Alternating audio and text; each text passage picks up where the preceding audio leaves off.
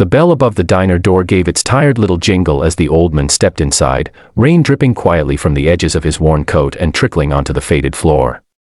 No one looked up, not the couple bickering over a menu, not the group of teens laughing in the corner, not even the busy cook behind the counter. He was invisible, like the thousands of other forgotten men who had walked through the same door searching not for food, but for a moment of warmth, a moment of feeling human again. His silver hair clung to his forehead, his hands trembled slightly as he lowered himself into the last booth by the window, and a slow sigh escaped his lips as he stared at the tiny coffee stain on the table in front of him. Outside, the world rushed on, cars splashing through puddles, people passing by with umbrellas, executives talking on phones, and inside, time seemed stuck somewhere between yesterday and 1,000 regrets. He reached into his pocket and pulled out a few crumpled bills and loose coins, counting them quietly under his breath, barely enough for a coffee and maybe a dry piece of toast. He nodded to himself, accepting his reality as he always did. Been rich once, been powerful once, been something. But legends are buried with their names, and now he was just another old man with hungry eyes and a tired soul. "Coffee, sir?" a gentle voice asked, pulling him back from his thoughts.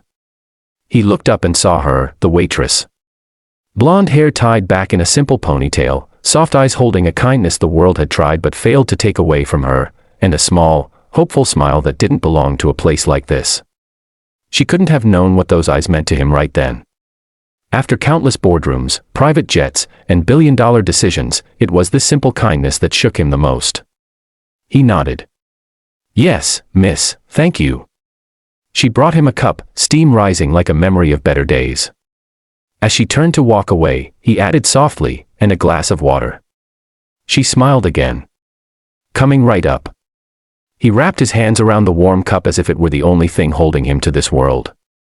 He took a sip, and closed his eyes. For a moment, he wasn't homeless. He wasn't forgotten. He was just a man enjoying coffee. Minutes passed. The waitress moved from table to table, writing down orders, delivering plates, wiping spills. Life continued in all its noisy, careless rhythm. When she returned with the water, her eyes drifted to the money on the table. She knew instantly, it wasn't enough. Not even close.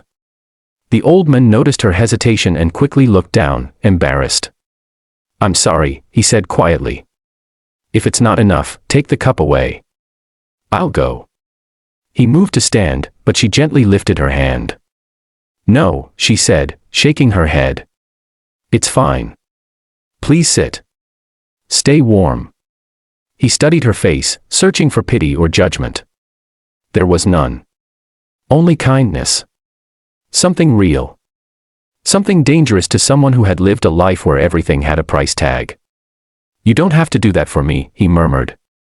"No one does things for free anymore." She shrugged lightly. "Maybe the world gets better when someone finally does."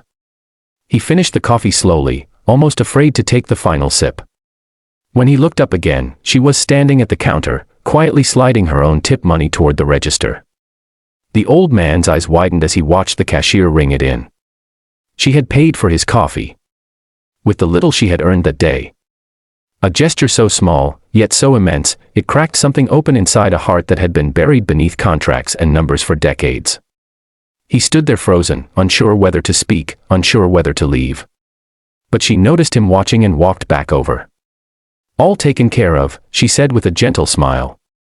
"Consider it a gift from one human to another." His voice trembled. "Why would you do that for a stranger?" She paused for a moment. Then answered softly, "Because once, when I had nothing, a stranger did the same for me." Those words followed him as he stepped out into the rain. But he didn't go far. He stood across the street, leaning on his cane, watching her through the fogged glass. He watched how she treated every customer with the same warmth, even the rude ones, even the ones who left no tip, even the ones who looked right through her. He watched her laugh at a child who dropped a spoon, comfort a woman having a bad day, and carry a plate to an elderly couple like they were royalty.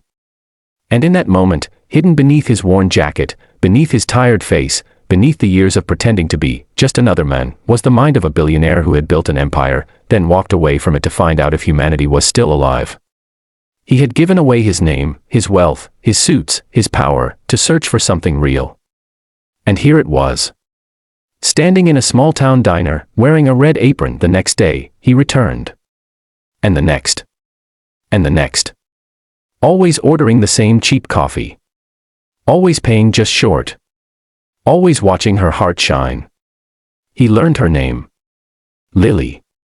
He learned her dreams, to open a small bakery for abandoned kids, to one day leave this town but never leave kindness behind.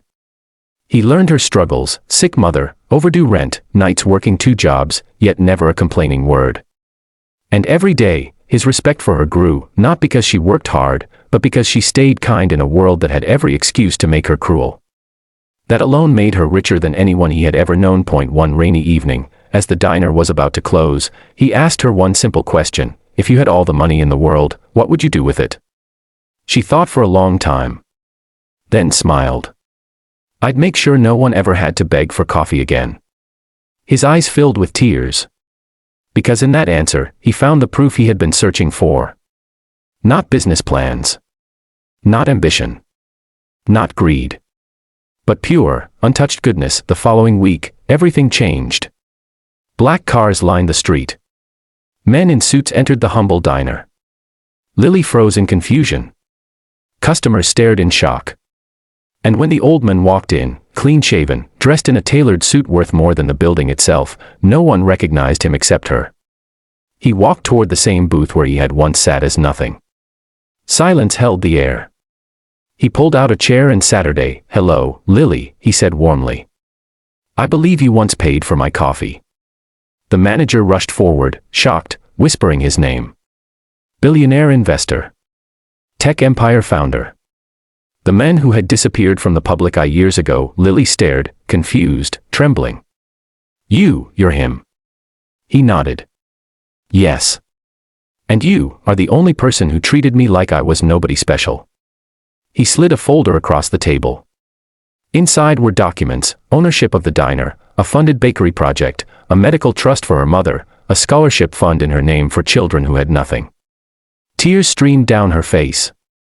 Why me? She whispered. He smiled gently. Because you didn't help me because of who I was. You helped me because of who you were. And the world needs more people like you in positions of power than people like me ever were. The diner erupted in emotion. Staff cried. Customers applauded. Lily didn't care. She only remembered one thing.